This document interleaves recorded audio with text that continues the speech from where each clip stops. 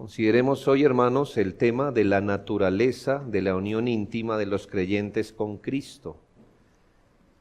Habíamos planteado el tema de la comunión o de la unión íntima de los creyentes con nuestro Señor Jesucristo y lo hicimos proponiendo, por así decirlo, una generalidad. Y hoy deseo en el Señor que podamos ver la naturaleza o qué es esto en palabras concretas.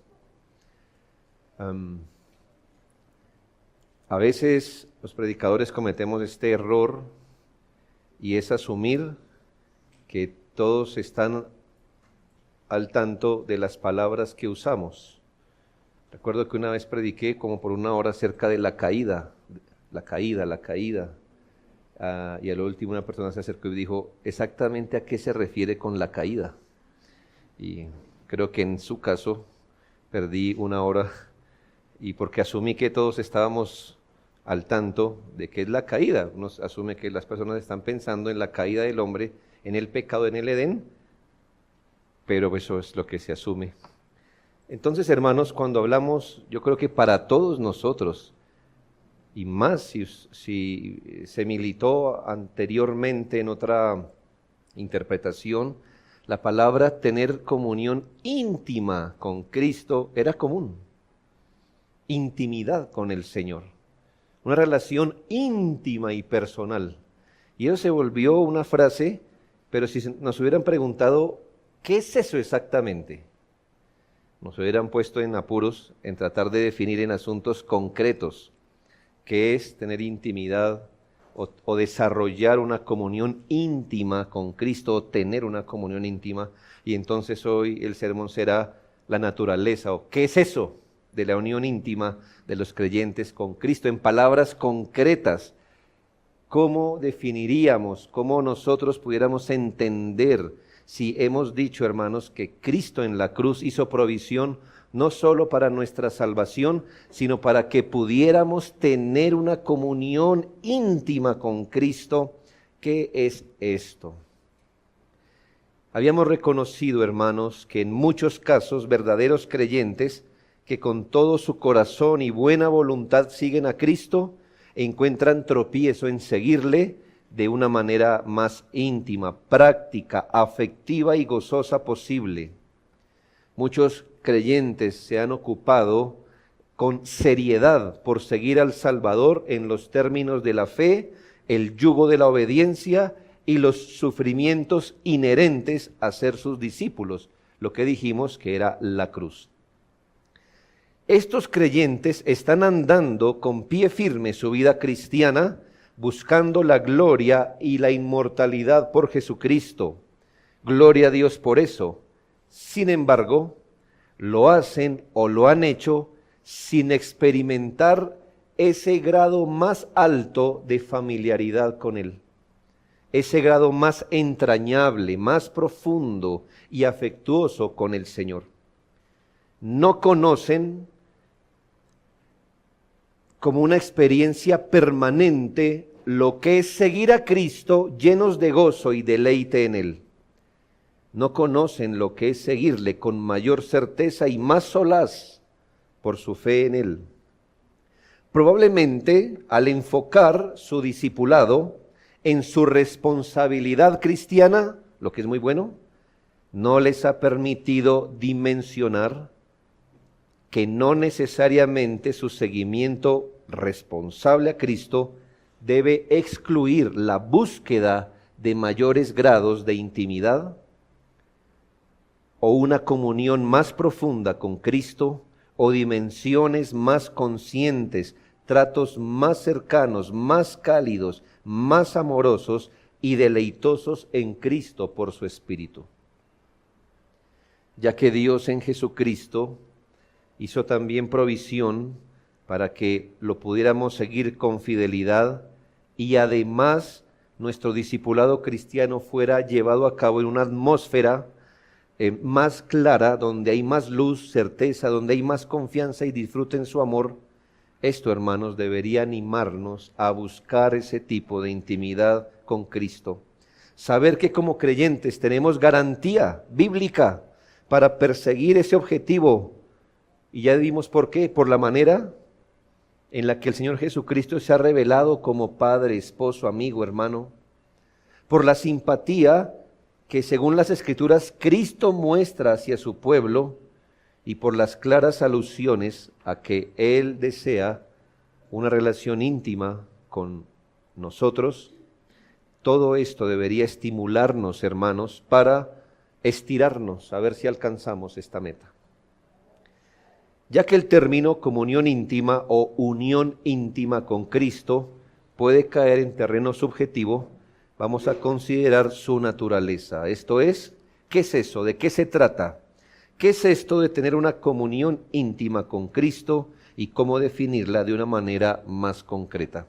Y aquí, hermanos, pues solo tenemos que aferrarnos a la Escritura.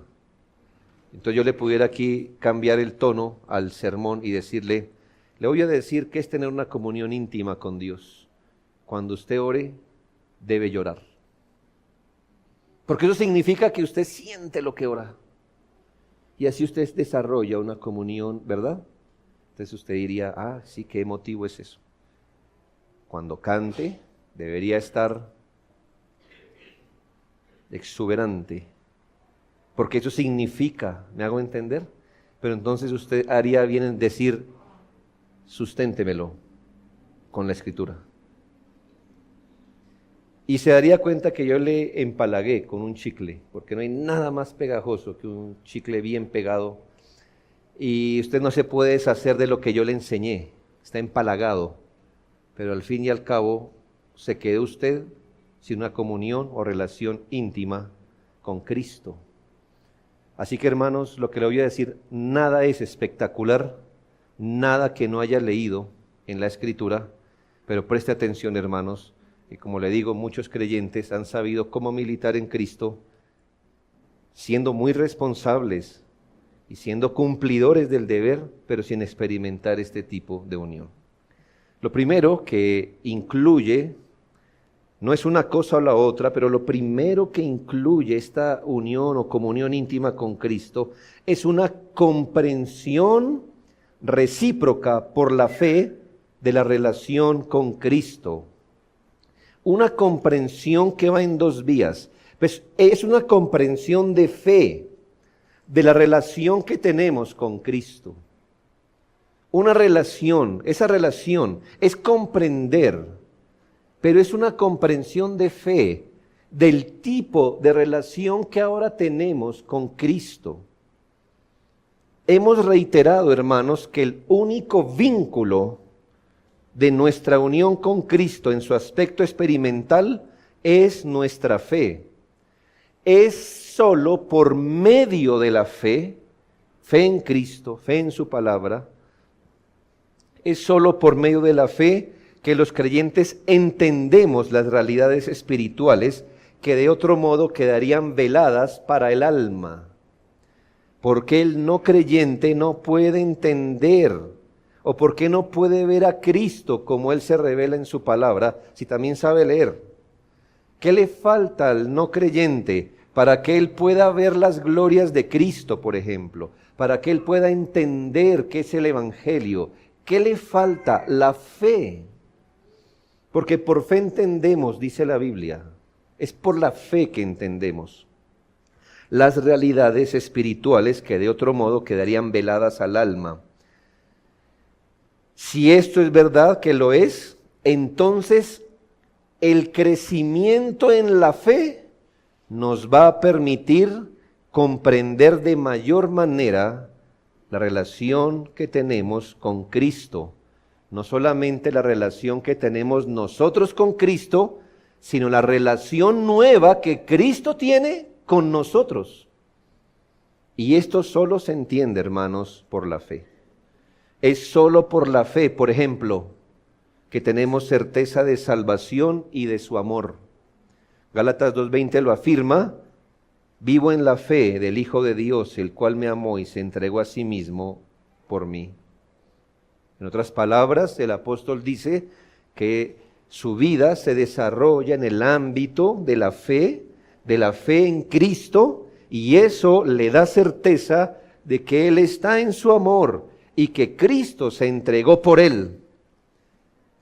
De manera, hermanos, que si no tuviera esa convicción que viene por la fe, Pablo sería una persona que le falta esos niveles de entendimiento de que Cristo le ha amado, que se entregó por él, y Pablo sería una persona que le falta certeza en la fe. Sabemos, hermanos, que hay muchos creyentes verdaderos que todavía, por ejemplo, dudan del amor de Dios.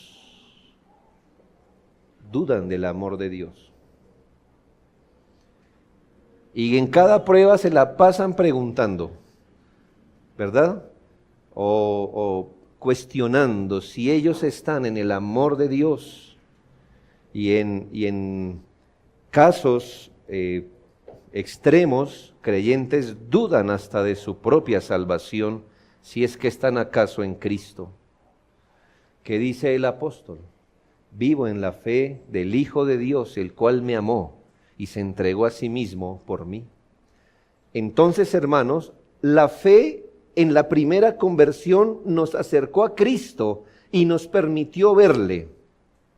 En la vida cristiana, entre más fe, entre más madura y robusta sea la fe, va a ser exactamente lo mismo, acercarnos más a Cristo y nos va a permitirle verle mejor. Si la fe primera nos acercó a Cristo, ¿qué puede hacer la fe más robusta? Acercarnos más. Y si la fe primera nos permitió ver a Cristo como Él es, ¿qué podrá hacer la fe más robusta? Sino mostrarnos más y más de lo que es el Señor Jesucristo. Es solo por la fe que lo que hace que Dios en Cristo sea real para el alma, y a más fe, más experimenta esta realidad, tal y como afirma Efesios 3:17, para que habite Cristo por la fe en vuestros corazones. La fe nos concede este asunto recíproco: considerarnos en Cristo y considerar a Cristo en nosotros. Es una relación recíproca. La fe nos concede entendernos o considerarnos tanto en Cristo como a Cristo en nosotros. La fe nos concede más persuasión de que estamos en el amado y que el Emmanuel está con nosotros. Nosotros en Él en nosotros y con nosotros. Y por esa cercanía y visión más plena de Cristo, hace que confiemos más en Él y le amemos más, nos fiemos más en Él y dejemos todo en sus manos. Efesios 3:12 dice: tenemos seguridad y acceso con confianza por medio de la fe en Él. Entienda esto, porque esto es dicho de los creyentes. Tenemos seguridad y acceso con confianza por medio de la fe en Él. O sea que los creyentes que disfrutan de más seguridad y más confianza son los que desarrollan mayor fe en el Señor. Tiene que luchar con esto y entender que quizás así ha entendido usted la vida cristiana, y es que la fe es un asunto estático. O sea, usted creyó, el día que usted creyó, punto. No, hermanos, usted creyó, pero la fe es un asunto dinámico, crece, y a mayor fe, mayor certeza, mayor confianza, mayor cercanía. No sé, no pudiera colocar un ejemplo preciso de esto, pero me imagino que al comienzo del matrimonio no se confiaba tanto en las capacidades de la pareja como después de más cercanía y más trato.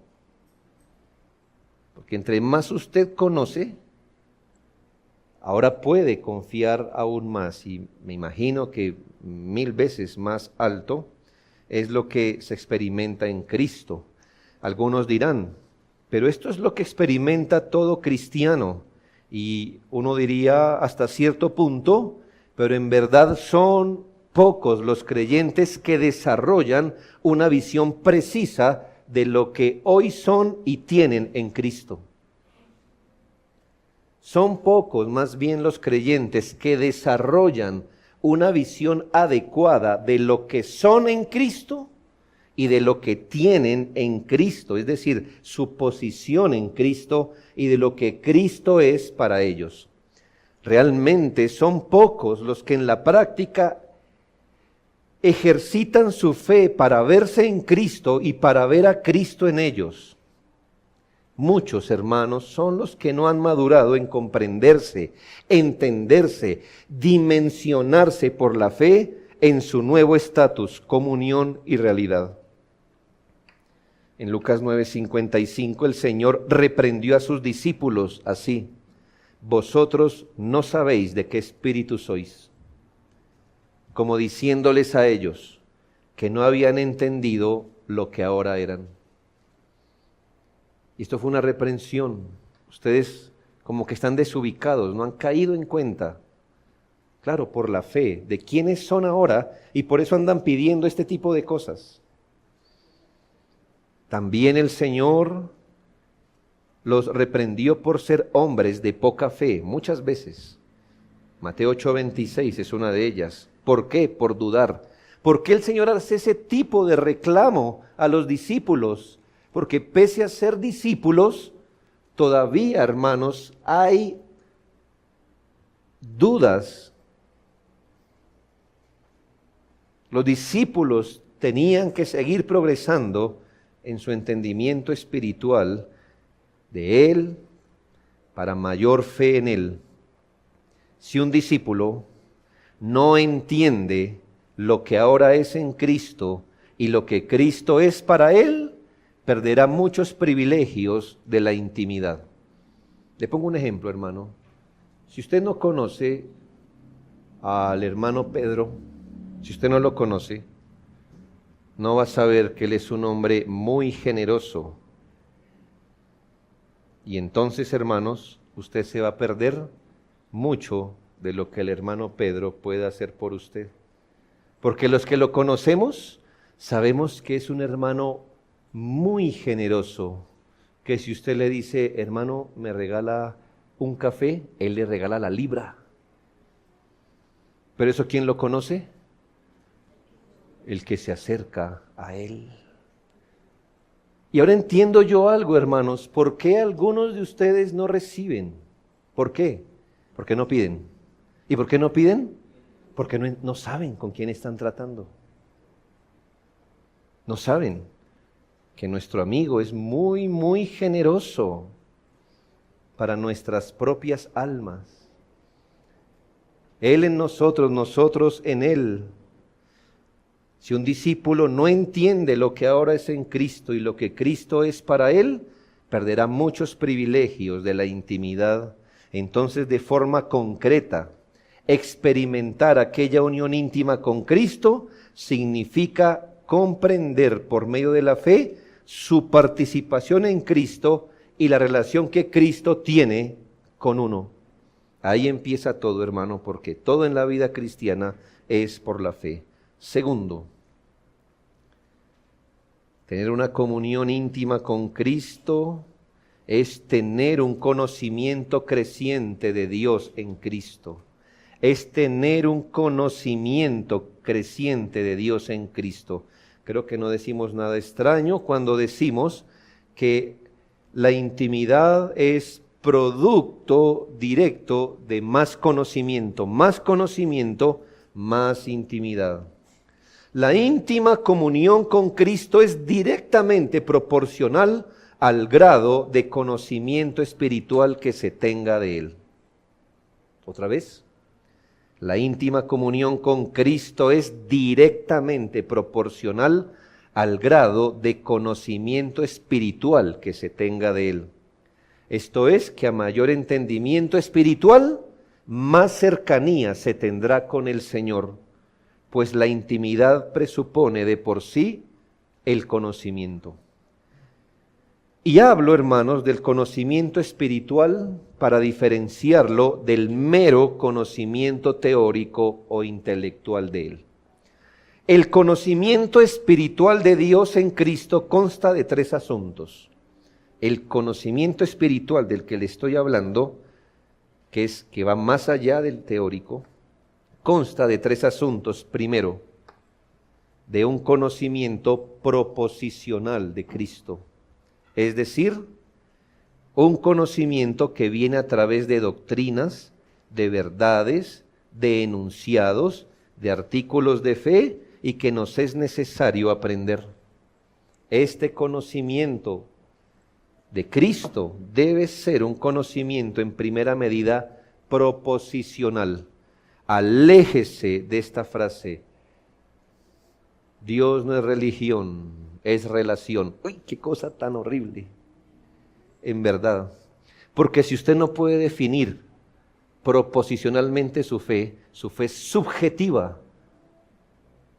Si su fe no se puede estructurar en artículos de fe, en artículos doctrinales, temo decirle que usted se está relacionando con una masa amorfa, inventada por sus proyecciones idealistas.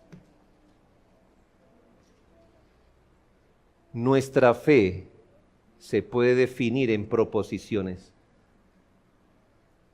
Primera de Juan 2:21 señala: no os he escrito como si ignoraseis la verdad, sino porque la conocéis. O sea que hay algo llamado la verdad que usted puede conocer. Conocer a Cristo espiritualmente, primero, es un conocimiento proposicional de Él. Segundo, conocer espiritualmente a Cristo también incluye un conocimiento personal, relacional con Él. Esto es conocer personalmente a Dios y tener una relación viva con Él, como afirma Primera de Juan 5:20. Pero sabemos que el Hijo de Dios ha venido y nos ha dado entendimiento para conocer al que es verdadero, y estamos en el verdadero, en su Hijo Jesucristo. Este es el verdadero Dios y la vida eterna. Qué interesante. Juan nos dice que podemos conocer la verdad y luego nos dice que podemos conocer al que es verdadero. O sea que conocer a Cristo es conocerlo en la verdad y conocerlo a Él. ¿Dónde hierra el conocimiento meramente teórico? En quedarse en lo primero. En que usted conoce proposicionalmente a Dios, pero no lo conoce a Él. Y Juan dice, son dos cosas: es conocer la verdad y conocer al que es verdadero. La verdad y al que es verdadero, es decir, lo que dice de Él y a Él mismo. Tercero, el conocimiento espiritual de Él incluye un conocimiento experimental, lo que quiere decir o lo que se contrasta con aquello que es especulativo o abstracto. Se trata no solo de experimentar las palabras, sino el poder de Cristo. Un ejemplo de ello, Filipenses 3:10, a fin de conocerle y conocer el poder de su resurrección y conocer la participación de sus padecimientos, llegando a ser semejante a Él en su muerte. Entonces, conocer a Cristo es conocerlo proposicionalmente, personalmente y experimentalmente.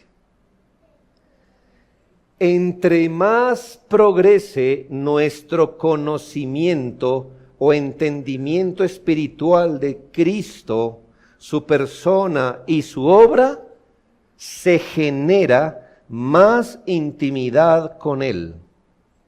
Vamos a suponer que usted no tiene ni idea de lo que es propiciación.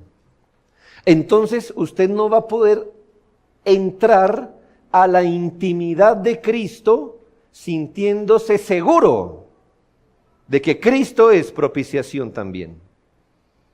Si ve, usted no puede disfrutar de ese asunto. ¿Por qué? Porque usted no tiene ni idea qué es eso. Vamos a suponer que usted no tiene ni idea qué significa mediador, Dios y hombre. Usted no entiende eso.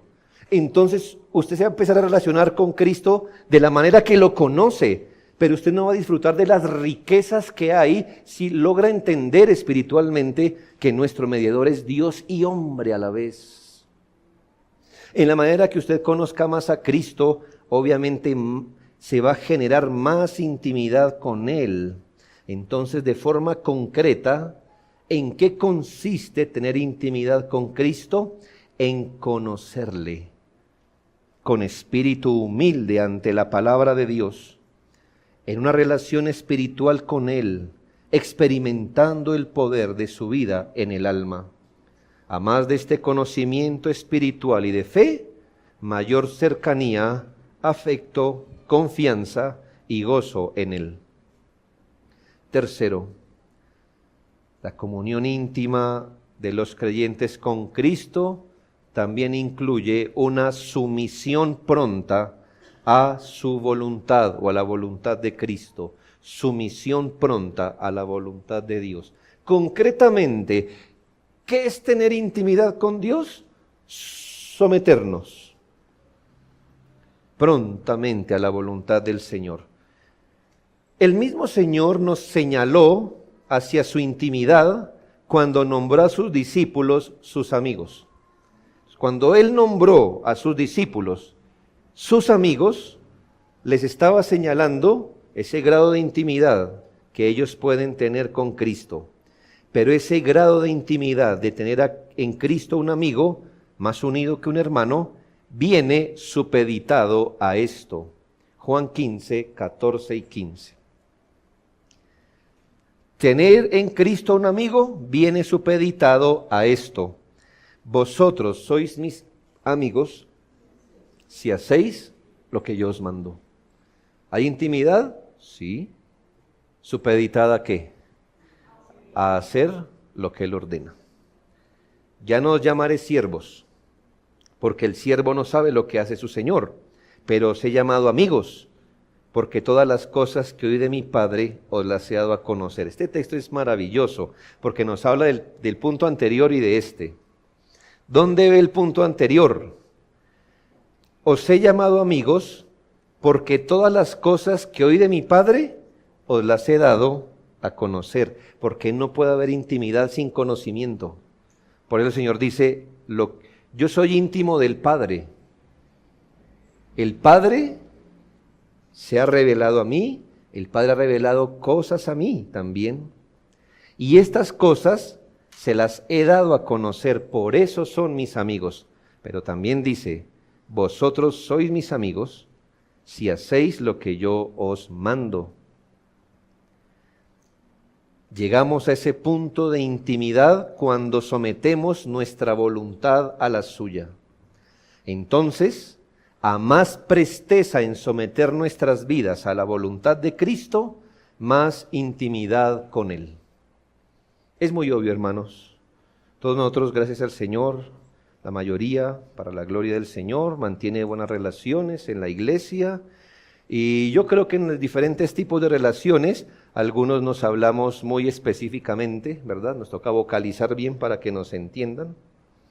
Y con otros, una charla más, más liviana, puede ser. Pero ¿sabe cómo usted sabe que tenemos una relación muy íntima con mi esposa? Nos hablamos con la mirada. No sé, yo no sé cómo tuerzo los ojos, pero ella me entiende. Y a veces yo le entiendo a ella, ¿sí? Y nos entendemos, ¿está bien? Bien, piense y considere esto, hermanos.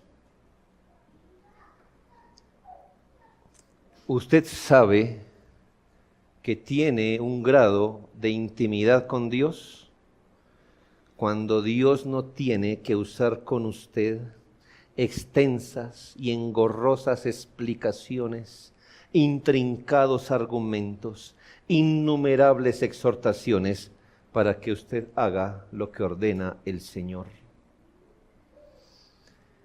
Si él tiene que decirle, razonar, pasar años, hacerle maquetas, plastilina, enviarle castigos, juicios, bendiciones, y usted todavía está como, ¿qué es lo que me querrá decir el Señor? Usted nota que no tiene intimidad con el Señor, porque la intimidad con el Señor incluye una sumisión pronta a la voluntad de Dios.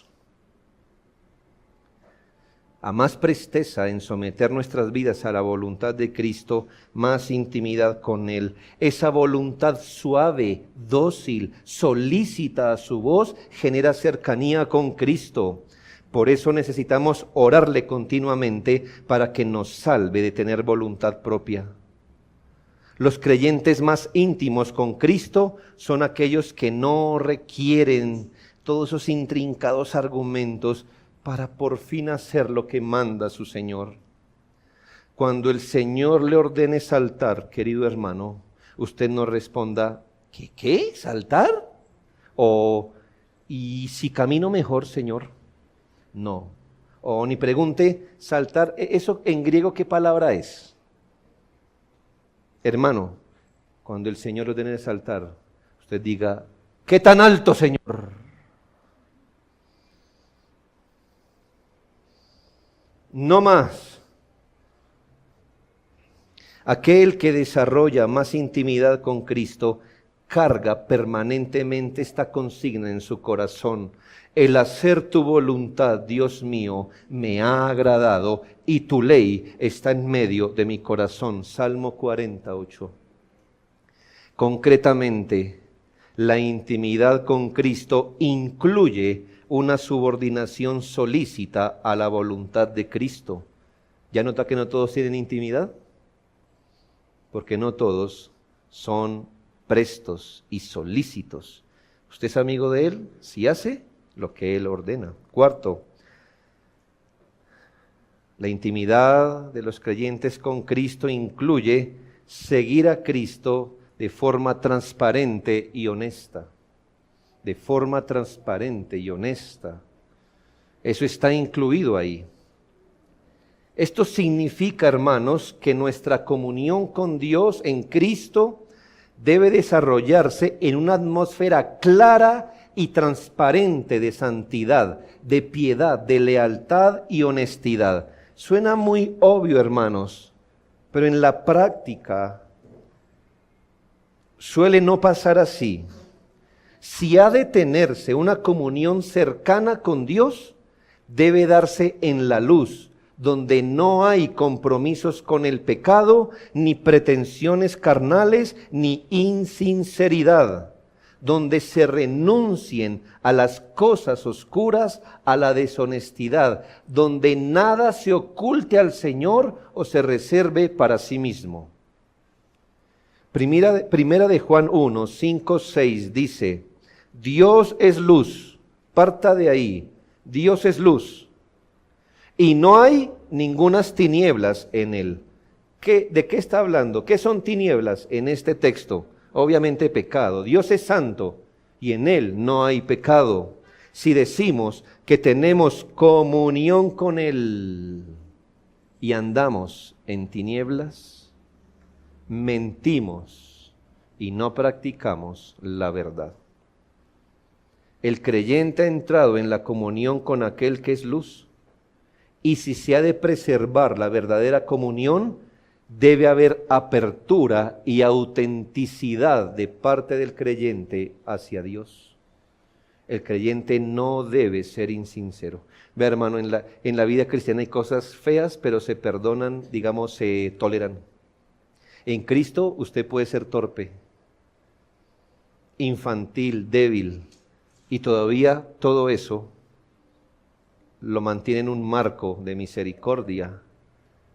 Usted nunca puede ser insincero con Dios, jamás.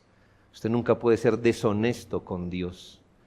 Usted no puede apretar o no tener apertura, ni ser auténtico, procurar presentarse delante de Dios como usted no es. Eso sí lo pone en otro lugar. Cristo no tolera ningún engaño, no porque usted no no porque usted engaña a Cristo. Hoy leímos públicamente cuando el Señor hacía muchos milagros, dice, y muchos creyeron en Él. ¿Y sabe qué hizo Cristo? Dice la Biblia, y Él no se fiaba de nadie. ¿Por qué? Hermano, porque usted puede decir, oh, Cristo es el Señor. ¿Y sabe qué hacía el Señor? Levantaba una ceja, metafóricamente, como diciendo, te conozco, incrédulo, te conozco, que hoy me estás vitoreando por un milagro y mañana gritarás, crucifíquenlo. Te conozco que estás haciendo eso porque tienes hambre y sabes que puedo multiplicar las cosas.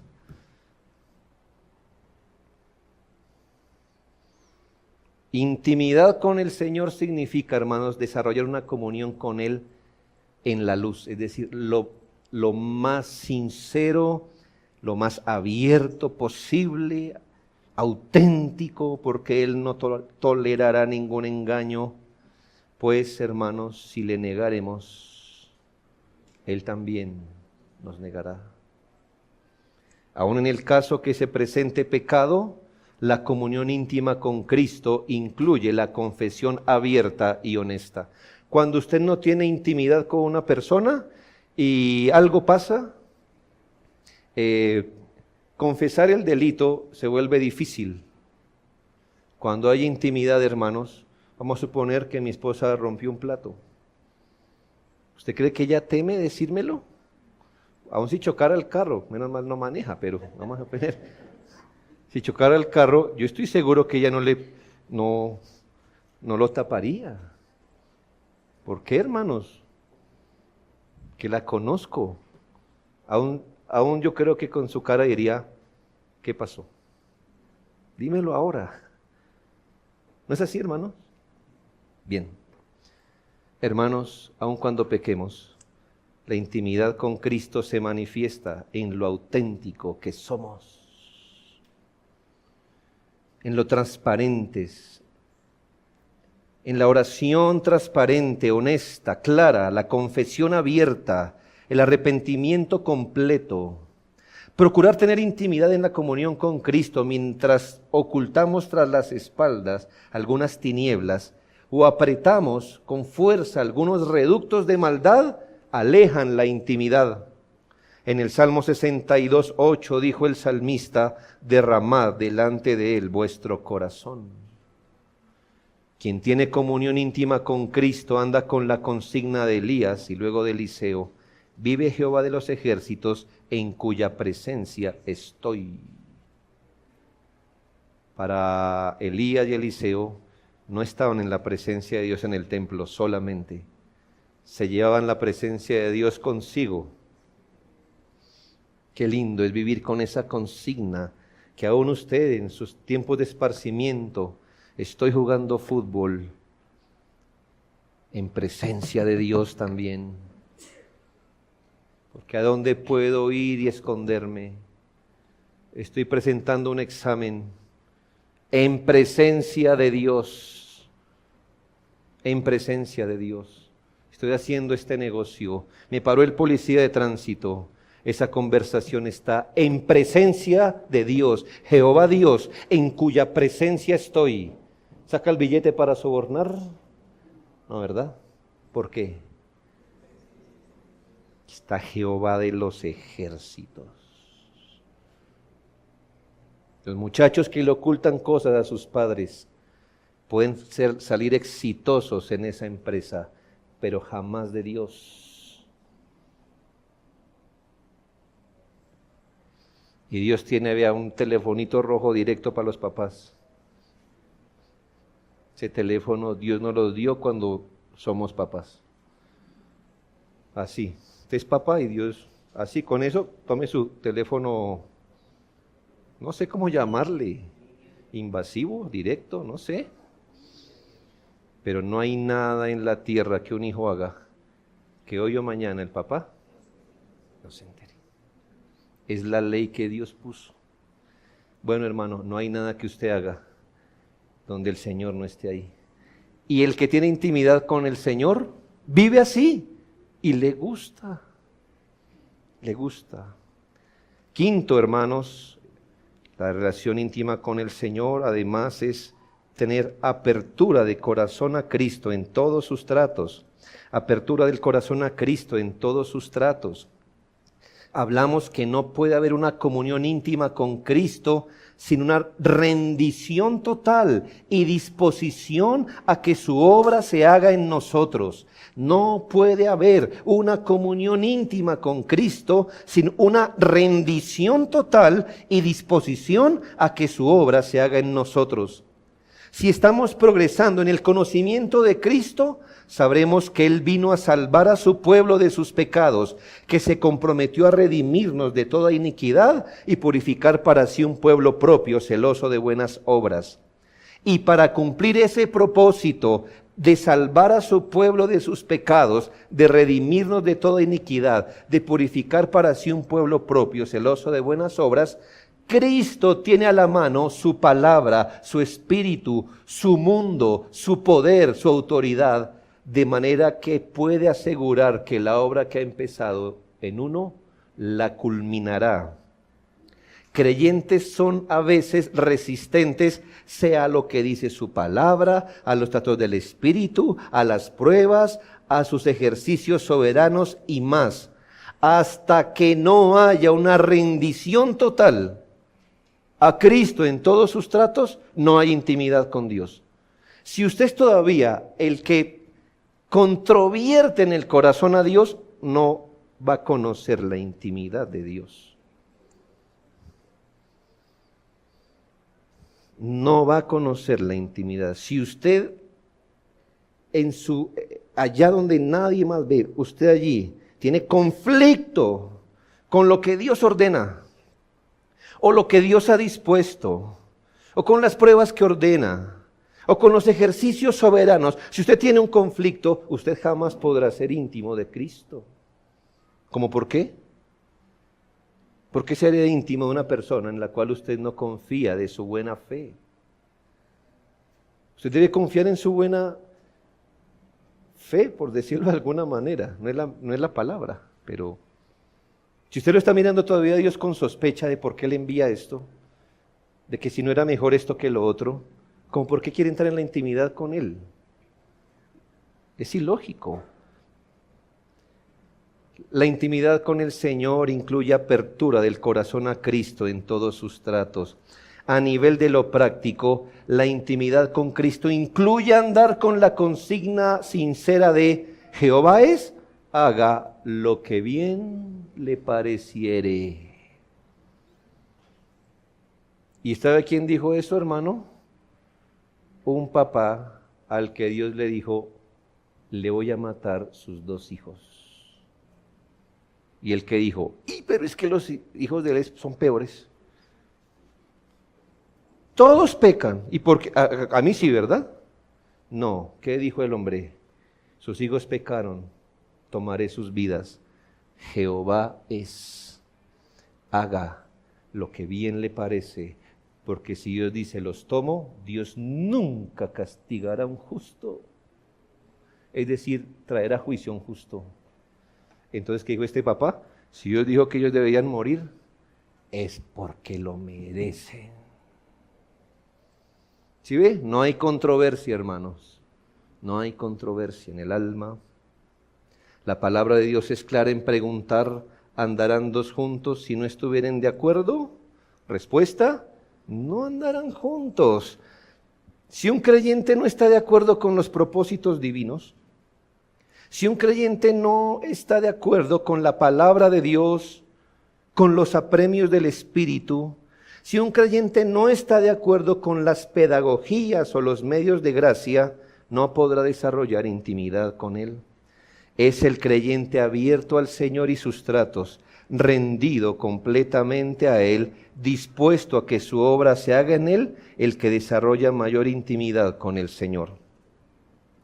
Sexto, incluye andar con Cristo en amor.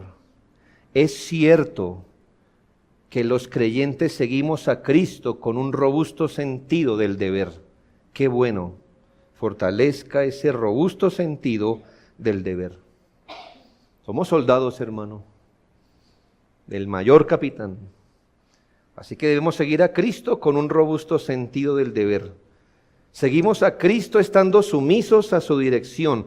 Eso hace parte de ser discípulos.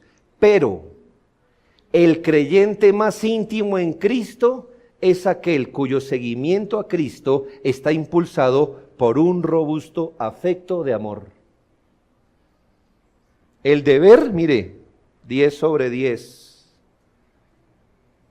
Pero el creyente íntimo es el que está impulsando esa responsabilidad con un profundo sentido de amor. Note que Cristo antepuso el amor a la obediencia cuando dijo, si me amáis, guardad mis mandamientos. En ese orden, en ese argumento lógico, ¿qué va de primero? ¿Amor u obediencia? En ese orden el Señor antepuso el amor a la obediencia. No dijo, no obedezcan, con que me amen está bien. No. Ahí el punto que se resalta es la obediencia, pero el Señor nos enseñó que eso debe ser producto del amor. Uno de los mayores grados de intimidad en la comunión con Cristo se evidencia cuando el propósito más interno que estimula el deber es la oración, es el amor. Por ejemplo, uno de los mayores grados de intimidad en la comunión con Cristo se evidencia cuando el propósito más interno que estimula la oración es el amor. Cuando el propósito más interno que estimula la adoración es el amor. Cuando el propósito más interno que estimula la rendición, la abnegación, llevar el yugo, cargar la cruz, soportar la prueba, cuando eso está impulsado es por el amor a Cristo. El amor es una gracia que nos une a Cristo, como lo hace la fe. La fe lo hace de una manera, de otra manera. Pero el amor también nos une. Primera de Juan 4:16, Dios es amor. Y el que permanece en amor, permanece en Dios y Dios en él. El que permanece en amor, permanece en Dios y Dios en él. Eso es intimidad, hermanos. Yo sé, hermanos, que pueden haber propósitos medios cuando hacemos las cosas, propósitos en la mitad del camino, pero el amor a Él es la motivación última de aquel que desarrolla más intimidad con Cristo. No en vano, dice Juan, y uno de los discípulos al cual Jesús amaba estaba recostado al lado de Jesús. No sé si era el que más obedecía, pero sí era el que más amaba, hermanos. ¿Y estaba dónde? Al ladito del Señor. No sé si era el más pilo, no sé. El más valiente sí sé que no era. Ese era como Pedro, ¿no? Pero era el que más amaba. ¿Y dónde estaba? Aquí, del Señor. Para nosotros nos toca entender eso de forma metafórica. Cristo no está presente en su cuerpo, pero se puede. En Lucas 7:47, tomé esta de la Nueva Traducción Viviente, dice el Señor refiriéndose a una mujer que hizo algo que ya hemos visto. Te digo que sus pecados, que son muchos, han sido perdonados. Por eso ella me demostró tanto amor. Tanto amor. No sé cuántas obras de obediencia están registradas en el Nuevo Testamento, pero aquí se registró una obra de puro amor. En la práctica, tener una comunión íntima con Cristo tiene el siguiente fundamento: por amor del cual lo he perdido todo y lo tengo por basura para ganar a Cristo. Finalmente, hermanos, la unión íntima de los creyentes con Cristo también incluye el disfrute de su relación con Él. El disfrute, el deleite de su relación con Él. La prueba afectiva, escuche, la prueba al nivel de los afectos más diciente de la intimidad es el deleite. ¿Cómo comprueba el afecto más diciente en la intimidad, por el deleite que usted tenga en hacer algo. Yo siempre digo que es bienaventurado el hombre que hoy día se está trabajando en lo que además es su deleite. ¿No cree? Qué interesante, hermanos, es cuando una persona puede darse a las labores diarias en aquello que disfruta.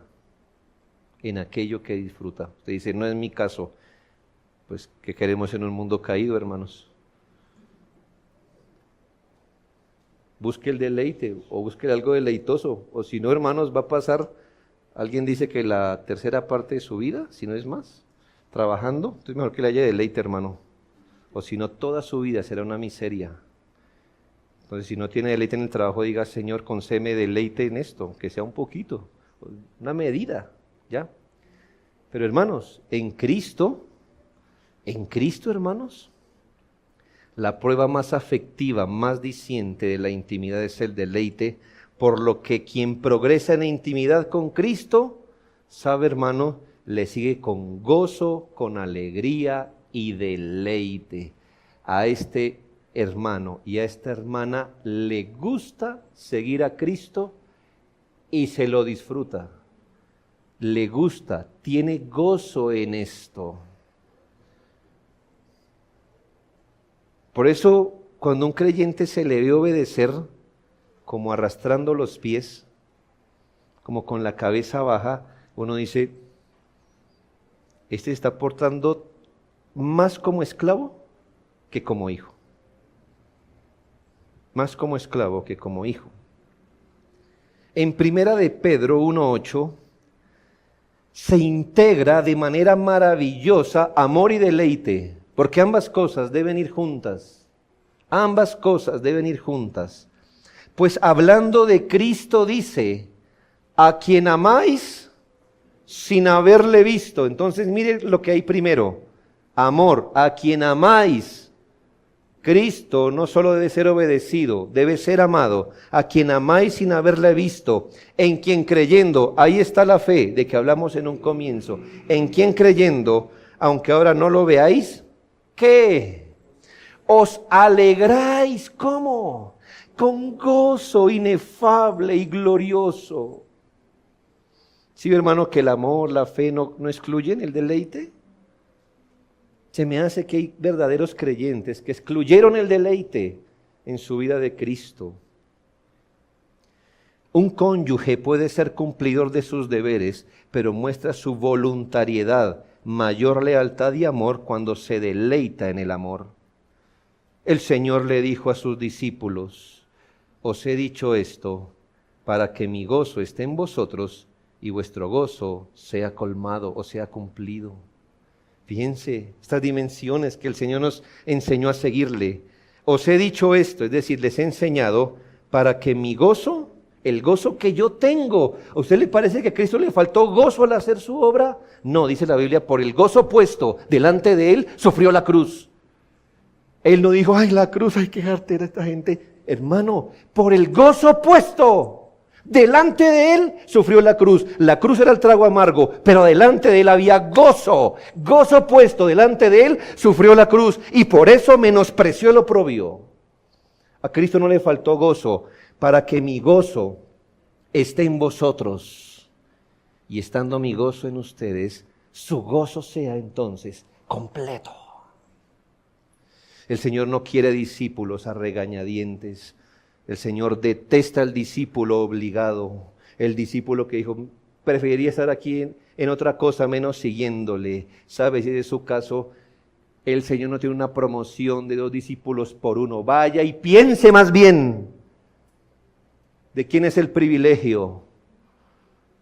Recuerde el Evangelio. Señor, deja que tal cosa. Entonces vaya pues. Generalmente el Señor no era entusiasta de las misiones, que cuando veía 6,000 personas seguir, dijo, ay, qué bueno, me está yendo bien. Le dijo a todo el mundo, piénselo bien, si eso es lo que quiere. El que lo sigue por voluntad, porque es su completa convicción y es su deleite y gozo. Y es tan horrible que le falte a un creyente la fe y el amor como que le falte el gozo. Pero yo entiendo a algunos discípulos por qué les falta gozo. Es que el Señor tiene dos clases de hijos, a unos los bendice y a otros no. Entonces lo entiendo, ¿verdad? Entiendo que por unos dio a su hijo y a otros les ofreció una oveja sucia. Y entiendo por qué a algunos les falta el gozo, porque a unos recibieron el perdón completo de sus pecados y otros están en lista de espera para que el Señor se los perdone, me imagino. Y me imagino que unos han sido objeto de gracia y los otros están obrando a ver si por las obras se salvan. Y me imagino que debe ser engorroso estar debajo del señorío de Cristo, que como un padre nos cuida, que como un amigo fue levantado para los tiempos de angustia y que Él tiene hijos que en cambio no hace con ellos eso. Entonces ya uno entiende por qué hay creyentes con gozo y otros no. Claro, ahora lo entiendo. He hablado profundamente sarcástico.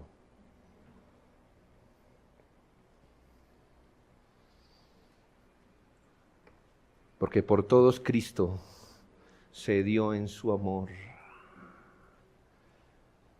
Y al que más duro lo ha tratado aquí, lo tiene entre rosas y no me diga que no. Porque no nos ha dado conforme a lo que merecemos. Nunca nos ha tratado así. Qué jartera, ¿verdad? Uy, qué cosa tan fea. Es que órale. ¿Ah? ¿Hablarle? Uf. Si usted tiene prevenciones con los pastores, se las aceptamos. Más conmigo que con él, porque yo tengo una cara poco agradable al comienzo. Usted me dice, pastor, me cuesta acercarme. Digo, hijo mío, bienvenido al club. Eres el número 583. ¿Pero Cristo? ¿De verdad? El que dice, vengan ampliamente al trono de la gracia porque quiero tratar con sus miserias. ¿Verdad? Qué jartera, qué tristeza esa oferta. Echen su ansiedad sobre mis hombros porque yo la cargo por ustedes. Uy, no, qué tristeza, ¿verdad? Lloremos, hermanos, saquemos el pañuelo todos esta tarde y lamentemos tener un Dios de esa categoría. ¡No! Para que vuestro gozo sea cumplido, esté rebosante, esté completo. Les he dicho el Evangelio, les he explicado, para que nunca les falte el gozo. Nadie tiene esa cercanía calurosa, afectiva, entrañable, profunda, llena de certeza y solaz, de disfrute pleno, si no se anhela a Cristo, si no se desea mayor comunión con Él. Si Dios le cumpliera el motivo de su mayor gozo, ¿qué tendría usted en su mano?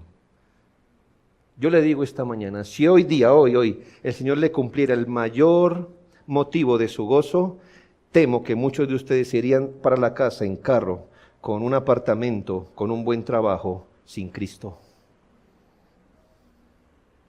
Si Dios le cumpliera hoy su gozo, si él dijera, voy a completar su gozo, lo que más desea, se lo voy a completar, lo voy a dejar rebosante de eso que hoy más desea, ¿con qué se iría para la casa? Al creyente que anhela a Cristo. Si Cristo es su gozo, Cristo se dará a él y lo saciará. Él mismo se dará a él. Si Cristo es su anhelo y usted clama para ser saciado como el ciervo por las corrientes de las aguas, disfrutará de más cercanía, porque recuerde, deleítate a sí mismo. ¿En qué? En Jehová. Y si su deleite es Jehová y su gozo es Jehová, Él le concederá las peticiones de su corazón. Mi pregunta es, ¿qué tipo de peticiones puede tener alguien cuyo deleite está en Jehová? Jehová mismo, deleites en Él, y Él se dará a usted de gratis. Si su deleite es Él, Él le será dado. Esto es, hermanos, en palabras más concretas, tener más intimidad con Cristo. ¿Fue eso además de la salvación, lo que también Cristo ganó en la cruz para nosotros. ¿Por qué no buscarlo, hermanos, más y más? Oremos.